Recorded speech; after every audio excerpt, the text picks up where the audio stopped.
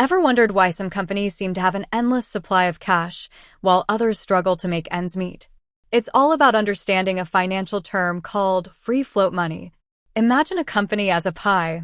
A portion of that pie is owned by the public, while the rest is held by insiders like founders, executives, and major investors.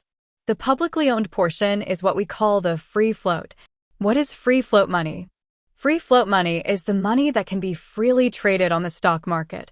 It's the portion of a company's shares that is available for purchase and sale by the general public. When a company has a large free float, it means there's a lot of interest from investors and the stock is more liquid. Why is free float important? Market capitalization. A larger free float generally leads to a higher market capitalization.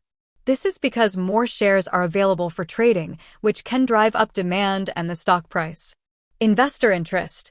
A high free float often indicates strong investor interest in the company.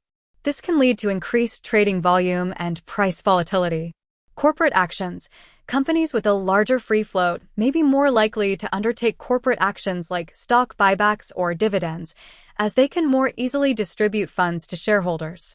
Takeover targets. Companies with a low free float can be more vulnerable to hostile takeovers, as a smaller number of shareholders may be easier to influence.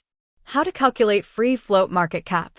To calculate the free float market cap of a company, you need to multiply the number of free float shares by the current market price per share.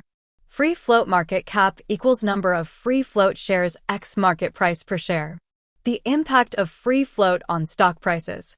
While a large free float can be a positive indicator, it's important to remember that it's not the only factor that affects stock prices.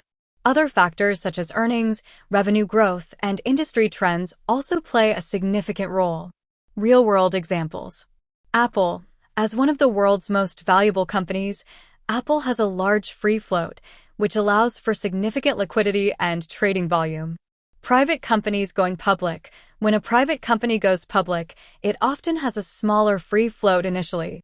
As the company grows and more shares are issued, the free float can increase. Understanding free float money is crucial for any investor.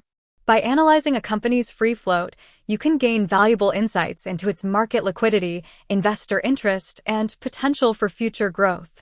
With that said, thanks for watching and until next time.